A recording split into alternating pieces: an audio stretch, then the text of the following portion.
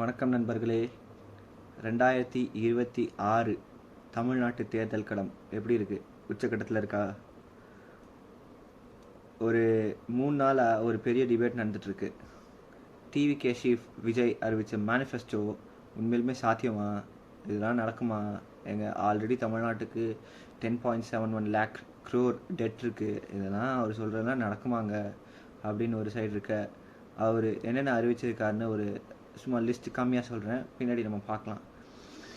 2500 ரூபாய் மகளிர் உதவித்தொகை, இலவச தங்கம் ஃபார் பெண்கள் கல்யாணம் பண்ண போகிறவங்களுக்கு, அப்புறம் 200 யூனிட்ஸ் எலக்ட்ரிசிட்டி ஃப்ரீ.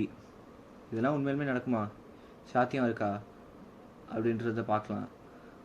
இதை நம்மளோட எமோஷன்ஸ் எல்லாத்தையும் ஒதுக்கி வச்சுட்டு வெறும் நம்பர்ஸ் அண்ட் டேட்டா வச்சு இதெல்லாம் நடக்க வாய்ப்பு இருக்கா, சாத்தியம் இருக்கா, அதுக்கான ப்ராக்டிக்கல் சொல்யூஷன் ஏதாவது இருக்கான்னு இந்த வீடியோவில் பார்ப்போம். ஃபுல்லாக ஸ்கிப் பண்ணாமல் பாருங்கள்.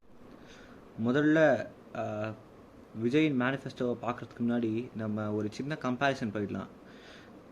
பாஸ்ட் வர்சஸ் ப்ரெசண்ட், கடந்த காலம் வர்சஸ் நிகழ்காலம்.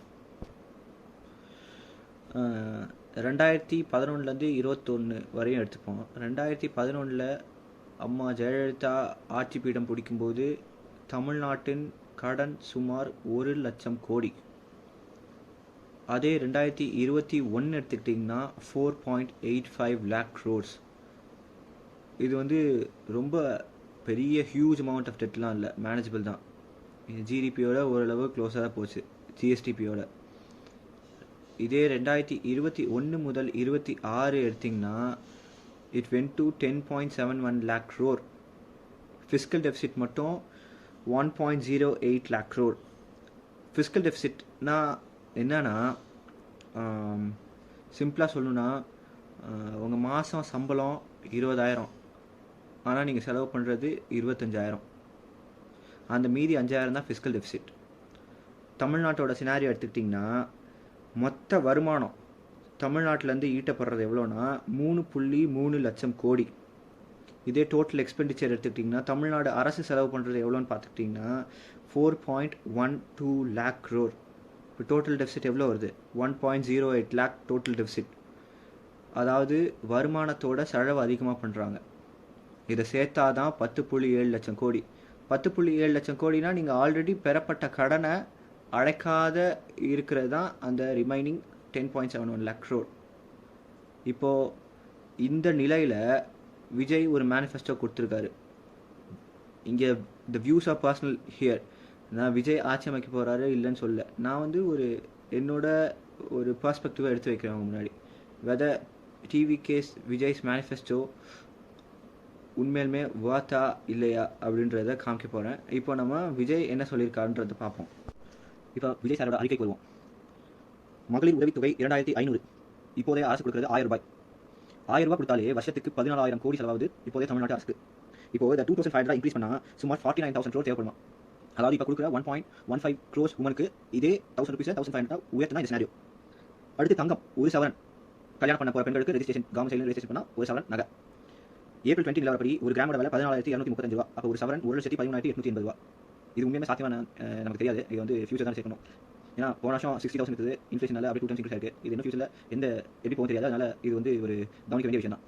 அப்புறம் ஃபேஸ் ப்ரொஹிபிஷன் ஆஃப் டாஸ்மாக், படிப்படியாக மது விலக்கு அமல்படுத்தப்படும். ஏன்னா ஒரேடியாக மது விலக்கு பண்ணால் அது கலாச்சாரத்துக்கு ஒரு வழிபட்ட மாதிரி ஆகிடும். அது பண்ண முடியாது. இப்போ இருக்க கவர்மெண்ட் இல்லை. டாஸ்மாக் மொத்த வருமானம் சுமார் 45,000 கோடி முதல் 50,000 கோடி வரை ஆண்டுக்கு வந்துட்டா இருக்குது. இப்போ இந்த ஃபேஸ் ப்ரொஹிபிஷனால அந்த 50,000 சப்போஸ் அந்த 5 வருஷத்தில் பூரா மது விலக்கு பண்ணிட்டான்னு வச்சுக்கோங்க, அந்த 50,000 இருக்குது.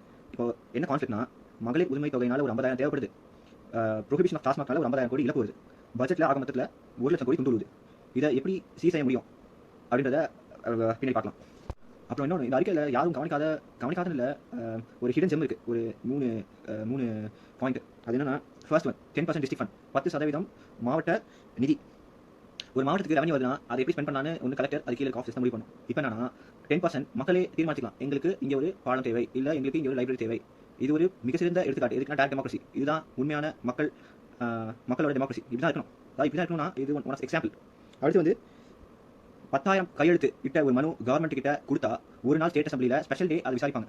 இதுதான் டிரான்ஸ்பரன்சி. ரொம்ப ரொம்ப ரொம்ப முக்கியமான பாயிண்ட் இது. இப்போ நம்ம தொகுதியில் ஏதாவது பிரச்சனைனா எம்எல்ஏ தான் சட்டசபையில் பேசணும்.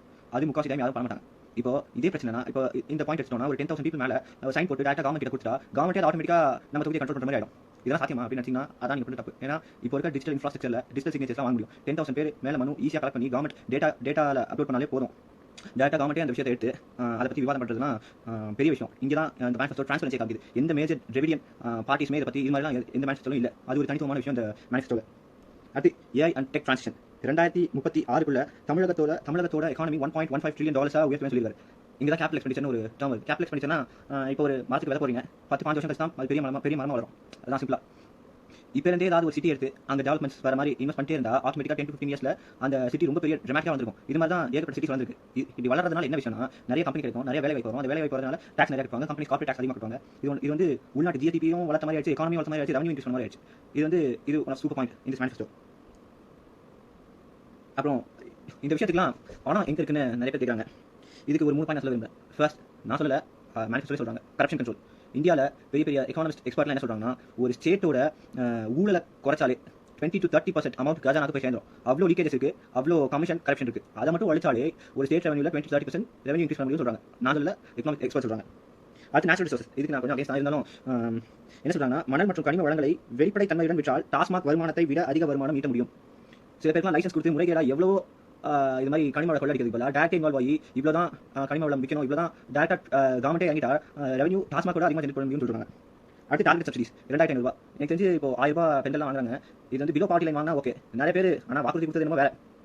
ஆனால் என்ன பொறுத்த வரையும் யாரும் பிலோ பாவர்ட்டி லைனில் இருக்காங்களோ அவங்களுக்கு இந்த அமௌண்ட் போனால் போதும். நிறைய பேர் ஆனால் அப்படி வாங்கதில்லை. நிறைய பேர் நல்ல பொசிஷனில் இருந்து 2,500 வாங்கதை நான் என்னால் பார்த்துருக்கேன். அது மாதிரி கரெக்டாக ஸ்ட்ரிக்டாக ஃபாலோ பண்ணி யார் போடுமோ அவங்களுக்கு மட்டும் 2,500 போனாலே 10,000 கோடி தமிழ்நாடு அரசு சேமிக்க முடியும். இது நம்ம கூண்டு கவனிக்க வேண்டிய விஷயம். நண்பர்களே, இப்போ நான் மேலே சொன்னது ஒரு குறிப்பிட்ட பாயிண்ட் தான். இதை வச்சு நம்ம ஒரு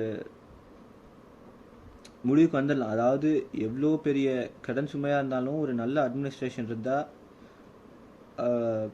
அந்த எக்கனாமிக் ட்ரான்ஸ்ஃபர்மேஷன் எதிர்பார்க்க முடியும் தான். ஆனால் இப்போ இருக்க சுச்சுவேஷனில் ரெவன்யூ ரொம்ப அதிகமாக இருக்குது, ஆனால் ரெவன்யூ ரொம்ப கம்மியாக இருக்குது, எக்ஸ்பெண்டிச்சர் ரொம்ப அதிகமாக இருக்குது. இது வந்து ஒரு டபுள் எட்ஜ் ஸ்வாட் கேம் தான். இது எப்படி விஜய் கையாள போகிறாருன்னு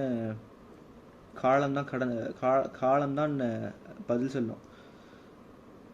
இங்கே வந்து நான் எந்த கட்சிக்கும் சப்போர்ட் பண்ணல. ஆனால் எனக்கு இந்த மேனிஃபெஸ்டோவில் ஒரு 4 பாயிண்ட் ரொம்ப இன்ட்ரெஸ்டிங்காக இருந்துச்சு. அது எந்த பார்ட்டியுமே சொல்லலை. அதை இந்த வீடியோவில் சொல்லணுன்னு தான் இந்த வீடியோ போட்டேன். அப்புறம் இன்னொன்று, ஒரு ஓட்டராக நம்ம தெரிஞ்சுக்க வேண்டிய விஷயம் என்னென்னா, ஒரு பார்ட்டி ஒரு மேனிஃபெஸ்டோவில் நிறையா பாயிண்ட்லாம் சொல்லியிருப்பாங்க. அதெல்லாம் நம்ம என்ன யோசிக்கணும்னா, பார்த்தியா அந்த பார்ட்டி அது தராங்க, இந்த பார்ட்டி இது தராங்கன்றதுக்கு பதிலாக அது எப்படி தர முடியும்னு நம்ம ஒரு கேள்வி கேட்டாலே அதுக்கான ஆன்சர் கிடச்சிடும். அது மாதிரி இனிமேட்டு நம்ம பார்க்கணுன்றது தான் என்னோடய கோரிக்கை.